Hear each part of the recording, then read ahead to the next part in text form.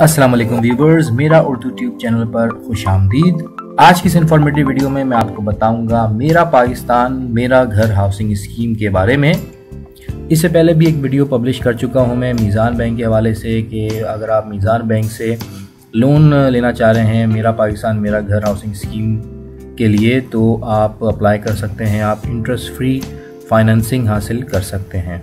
आपके इल्म में होगा कि पाकिस्तान के तकरीबन तमाम बैंक्स ही मेरा पाकिस्तान मेरा घर हाउसिंग स्कीम ऑफ़र कर रहे हैं और इस हवाले से लोगों के जहनों में काफ़ी सवालात भी हैं, क्योंकि हर किसी का ख्वाब है कि उसका भी अपना घर हो और लोग इस बारे में ज़्यादा से ज़्यादा इन्फॉर्मेशन लेना चाह रहे हैं कि किस तरह वो अप्लाई करें। और जो सवालात नॉर्मली उनके जहनों में हैं मैं कोशिश करूँगा कि उनके जवाबात दूँ। कुछ मेन क्वेश्चंस जो हैं वो ये हैं कि ये स्कीम किन शहरों के लिए है और अप्लाई करने के लिए उम्र की हद क्या है और क्या कारोबारी अफराद या सेल्फ एम्प्लॉयड जो हैं वो भी इस स्कीम का हिस्सा बन सकते हैं। पेंशनर्स के लिए क्या तरीक़ेकार है और इसके अलावा क्या 3-4 लोग मिलकर एक दरख्वास्त दे सकते हैं या प्लॉट ख़रीदा जा सकता है या सिर्फ तैयार मकान ही लिए जा सकते हैं। तो ये तमाम बातें और सवालात जिनका जवाब दिया जाएगा इस वीडियो में, तो वीडियो को एंड तक देखिएगा और सब्सक्राइब भी कर लीजिए चैनल को ताकि आपको मज़ीद इन्फॉर्मेटिव वीडियो मिलती रहें। तो व्यूवर्स, पाकिस्तान भर में मेरा पाकिस्तान मेरा घर हाउसिंग स्कीम गवर्नमेंट की जानिब से लॉन्च की जा चुकी है। आप अपनी मर्ज़ी का कोई भी बैंक चूज़ कर सकते हैं, वहाँ से आप इन्फॉर्मेशन ले सकते हैं और अप्लाई कर सकते हैं। आपने अपनी इनकम शो करनी है, अपनी सैलरी या आपकी जो भी आमदनी है।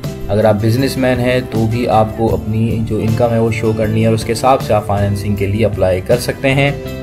बस आपने ये बताना है कि आपने कितने साल के लिए कर्ज़ लेना है। कम से कम 10 साल या उससे ज़्यादा के अरसे के लिए यानी 20 साल तक के लिए आप फाइनेंसिंग ले सकते हैं।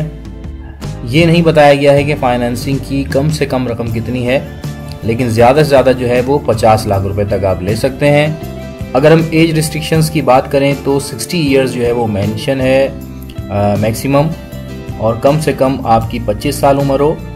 यानी आप कह सकते हैं कि पेंशनर्स के लिए ये स्कीम नहीं है।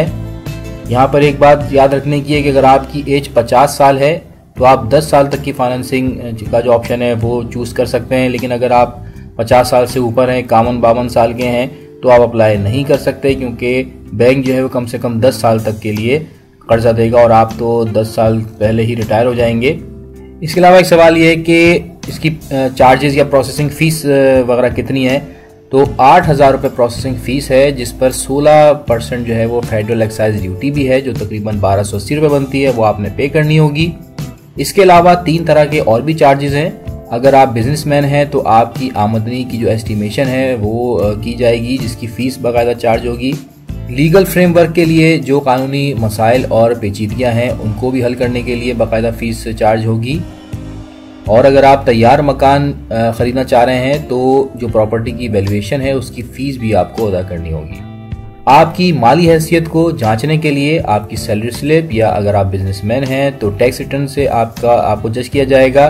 लेकिन एक बड़ी तादाद ऐसे लोगों की भी है जो बैंकिंग चैनल से सैलरी वगैरह नहीं लेते या उनकी इनकम बैंकिंग चैनल के थ्रू नहीं आती, तो उनके लिए होगा कि उनके जो माहाना यूटिलिटी बिल्स हैं बिजली गैस पानी वगैरह के, तो उनका तखमीना लगाया जाएगा, उनके बच्चों की फ़ीस देखी जाएगी, उनका जो मौजूदा किराया वो पे कर रहे हैं, रेंट एग्रीमेंट वगैरह उसको देखा जाएगा और फिर वैल्यूएशन और एस्टिमेशन के बाद आपको फाइनेंसिंग मुहैया की जाएगी। एक और अहम सवाल यह है कि क्या प्लॉट बाय किया जा सकता है। तो सिर्फ प्लॉट आप बाय नहीं कर सकते, इसके लिए आपको ये एग्रीमेंट करना होगा कि आप अगर प्लॉट ले रहे हैं तो फिर आपको उसके साथ साथ घर भी बनाना होगा। आप सिर्फ खाली प्लॉट नहीं ले सकते। आप अगर ये सोचते हैं कि आप इन्वेस्टमेंट के ले रहे हैं और बाद में उसे सेल आउट कर देंगे, तो ऐसा कुछ भी नहीं है। आपने प्लॉट लेना है तो साथ साथ आपने ये भी एग्रीमेंट करना है कि आप इस पर घर बनाएंगे और आपने फौरी तौर पर उसकी कंस्ट्रक्शन भी स्टार्ट करनी होगी। अब एक सवाल ये भी पैदा हो सकता है कि 50 लाख में प्लॉट भी मिल जाए और कंस्ट्रक्शन भी हो जाए इन्हीं पैसों में, तो ये मुमकिन तो नहीं है। तो इसका जवाब यह है कि 3-4 लोग मिलकर एक दरख्वास्त दे सकते हैं और फिर वो फाइनेंसिंग हासिल कर सकते हैं, जिसे क्लबिंग भी कहा जाता है। तो 100% जो है क्लबिंग की इजाज़त है इसमें। क्या अर्ली रीपेमेंट की जा सकती है? जी बिल्कुल, विदाउट एक्स्ट्रा चार्जेस आप पेमेंट कर सकते हैं। आप लमसम पेमेंट दे दें, यकमुश्त अदायगी कर दें तो आपकी सेटलमेंट हो जाएगी और उस पर कोई चार्जेस नहीं होंगे। बैंकों का स्टाफ जो है वो इस स्कीम के लिए एलिजिबल नहीं है। अगर आप टायर 1 और टायर 2 के लिए अप्लाई करना चाह रहे हैं तो इस पर 90% बैंक जो है फाइनेंसिंग देगा आपको और 10% जो है वो आप देंगे। और अगर आप टायर 3 में अप्लाई करना चाह रहे हैं तो इसमें 85% बैंक आपको फाइनेंस करेगा और 15% आप फाइनेंस करेंगे। एक और अहम चीज़ यह है कि आप इस फाइनेंसिंग से अपने मौजूदा घर की एक्सपेंशन कर सकते हैं, आप उसकी एक्सटेंशन कर सकते हैं, लेकिन रेनोवेशन नहीं कर सकते।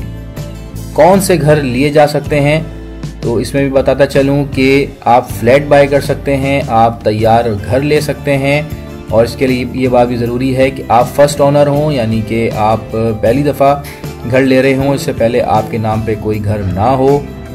और ये चीज़ भी अहम है कि अगर आप तैयार फ्लैट या मकान ले रहे हैं तो उसको बने हुए 1 साल से ज़्यादा का अर्सा ना हुआ हो, यानी बिल्कुल नए जो घर हैं आप वो ले सकते हैं। ये नहीं है कि आप किसी पुराने ओनर से जिसको जो 10-15 साल से रह रहा हो अपने घर में और वो बेच रहा हो और आप उससे घर बाय करें तो वो इस स्कीम का हिस्सा नहीं होगा।